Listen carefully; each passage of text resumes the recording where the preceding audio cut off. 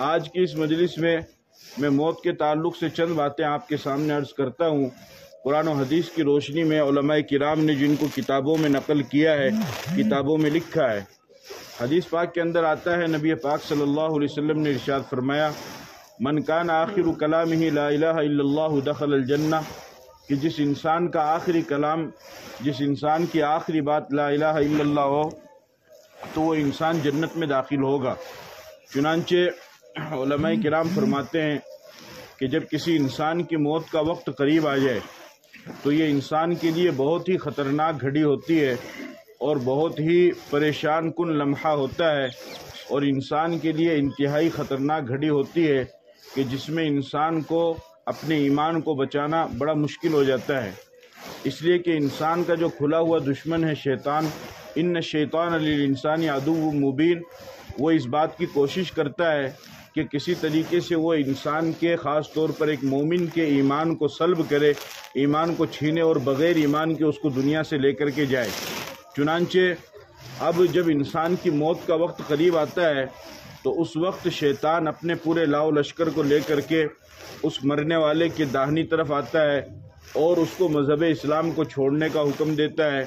پھر اس کے بائیں طرف آتا ہے اس کی ماں کی شکل میں، اور پھر اسے کہتا ہے کہ بیٹا آخرت کے احوال تیرے سامنے نہیں ہے،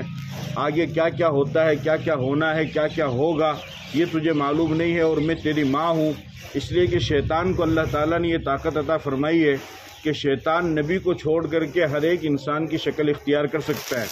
وہ میری شکل بھی بنا لے گا، وہ آپ کی بنا لے گا، آپ کے والد کی بنا لے گا، آپ کے بھائی کی بنا لے گا،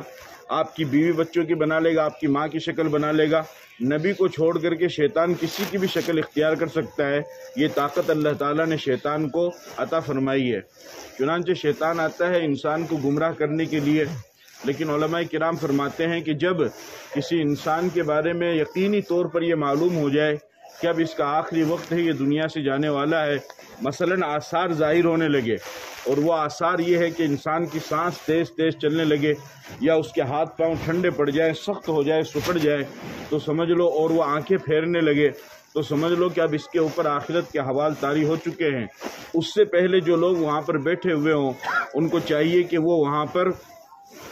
کلمے کی تلقین کرے۔ کلمے کی تلقین کا مطلب یہ ہوتا ہے کہ آہستہ آہستہ لا الہ الا اللہ، لا الہ الا اللہ اپنی زبان سے پڑھتے رہیں، اس کو پڑھنے کے لیے نہ کہیں، اس لیے کہ وہ تو خود پریشانی کے عالم میں ہے،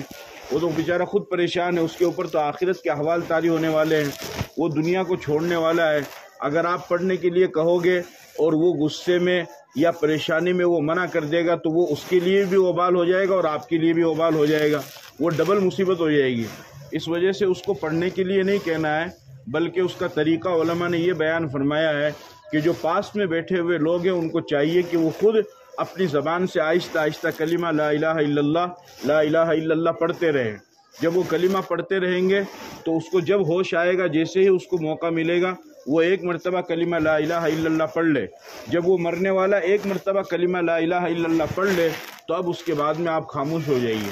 اس میں دوسری چیز اور بھی زیادہ مؤید ہوتی ہے اور وہ نصرت کرتی ہے، تائید کرتی ہے، اور وہ ہے سورہ یاسین کی تلاوت۔ حدیث پاک کے اندر آتا ہے، نبی پاک صلی اللہ علیہ وسلم نے ارشاد فرمایا، اقرؤوا سورہ یاسین علی موتاکم، فرمایا کہ سورہ یاسین کو اپنے مردوں کے پاس میں پڑھو، اس سے روح نکلنے میں آسانی ہوتی ہے۔ تو لہٰذا گھر والوں میں جو سورہ یاسین پڑھے ہوئے ہوں ان کو چاہیے کہ وہ سورہ یاسین کی تلاوت کرے۔ جب وہ مرنے والا ایک مرتبہ کلمہ لا الہ الا اللہ پڑھ لے اس کے بعد میں آپ خاموش ہو جاؤ۔ اب یا تو وہ دنیا سے چلا جائے گا، اس کی جو سانسیں باقی ہے وہ سانسیں اپنی پوری کر کے وہ دنیا سے چلا جائے گا، دنیا چھوڑ دے گا، تو اپنا مسئلہ حل ہو گیا۔ لیکن اگر اس کے بعد میں وہ کوئی دوسری بات کر لیتا ہے، مثال کے طور پہ وہ یوں کہتا ہے کہ میں اپنے والد کو دیکھنا چاہتا ہوں، میں اپنی ماں کو دیکھنا چاہتا ہوں، میں اپنے بھائی کو دیکھنا چاہتا ہوں، میں اپنی اولاد کو دیکھنا چاہتا ہوں، میں اپنے دوست کو دیکھنا چاہتا ہوں، یا دنیا کی وہ کوئی بات کر لیتا ہے، تو اب اس کی جو آخری بات ہے وہ کلمہ نہیں رہا بلکہ وہ دنیا کی بات ہو گئی۔ لہٰذا اب آپ دوبارہ کلمہ پڑھنا شروع کرو اس کے پاس میں بیٹھ کر کے، لا الہ الا اللہ، لا الہ الا اللہ، اور جب وہ دوبارہ کلمہ پڑھ لے اس کے بعد میں خاموش ہو جاؤ۔ پھر جب وہ دنیا سے چلا جائے، جب وہ اس طریقے سے کوئی انسان کلمہ پڑھتے ہوئے دنیا سے جائے گا تو اللہ کے نبی صلی اللہ علیہ وسلم نے ارشاد فرمایا کہ اللہ تعالیٰ اسے جنت میں داخل فرمائیں گے۔ کلمہ پڑھتے ہوئے دنیا سے جانا، تو کلمہ پڑھتے ہوئے جب کوئی انسان دنیا سے جائے گا تو اللہ تعالیٰ اسے جنت میں داخل فرمائیں گے. یہ طریقہ ہے.